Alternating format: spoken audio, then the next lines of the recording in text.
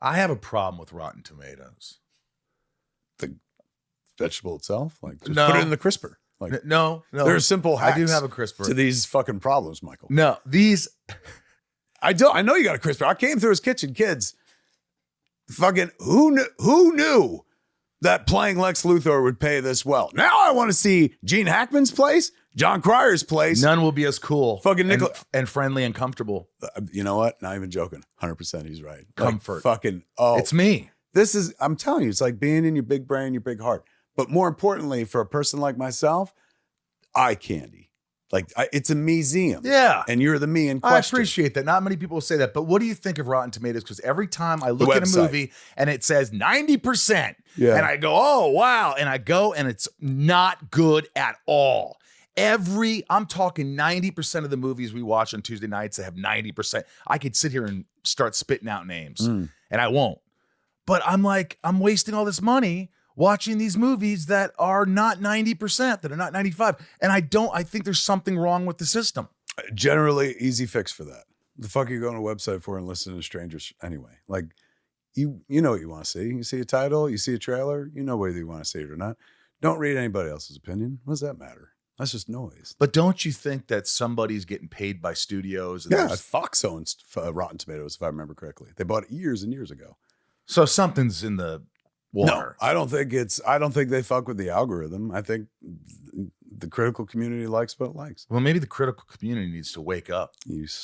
I look, get new critics. I got a movie coming out in a couple months. Let me tell you something. I have nothing but just admiration, just slobbering respect, adoration for the critical community. What do you think about movies right now that, most of the times they just go right to streamers, these big movies?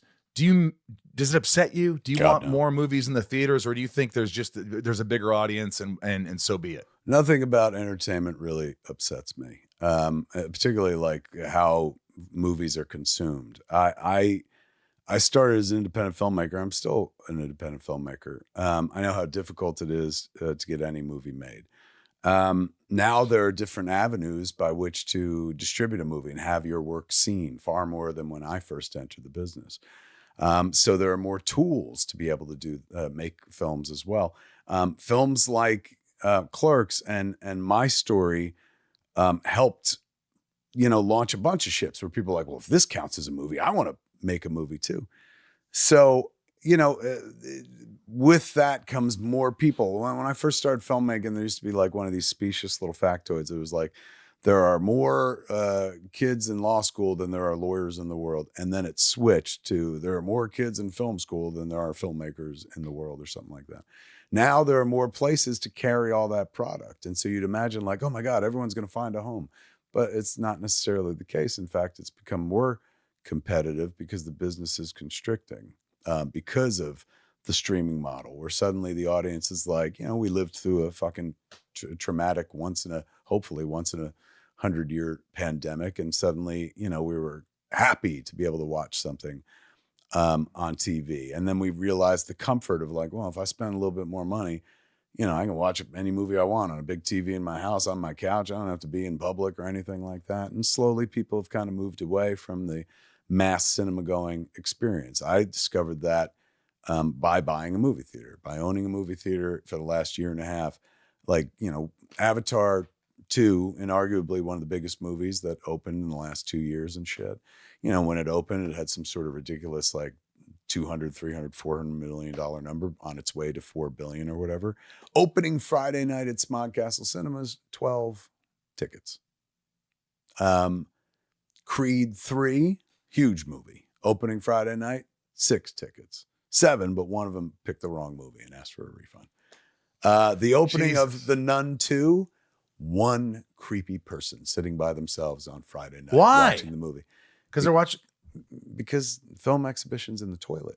Because I like the theater. I like to go. Sure, but you know what?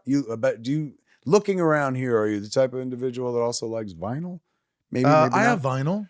Some people are like, hey man, vinyl, I swear by it and shit. Cinema is going to become vinyl, which is like, it's never going away. But you keep looking at what's happening to multiplexes around the country. They're closing their 300-seat venues, their 200-seat venues, and they're putting in those, like, you know, couch chairs with the feet that go up and stuff like that. So suddenly you go deliver from your food to you. They'll bring food right to you, but you're going from like the mass experience of like 250 to 300 people in a theater to like 50 will sell this theater out because the ticket price has gone up, and hopefully we're going to sell you food and booze as well. That model seems completely fucking untenable. And, you know, I think that's why AMC, big companies like that, you know, they're sweating and they're going like this up and down. You know, the business still hasn't completely righted itself post-pandemic. Yes, Barbenheimer was great for things and whatnot, but there's not a Barbenheimer every week. No. And I don't think some of those cats are ever coming back for the theatrical experience, or maybe they'll come back once in a blue moon for something big. I think it's going to probably start being like Broadway. Broadway used to be everything, right? And then now it's like, you know, $150, $200 a ticket for the rarefied few who love it, but that's not mass consumption at this point.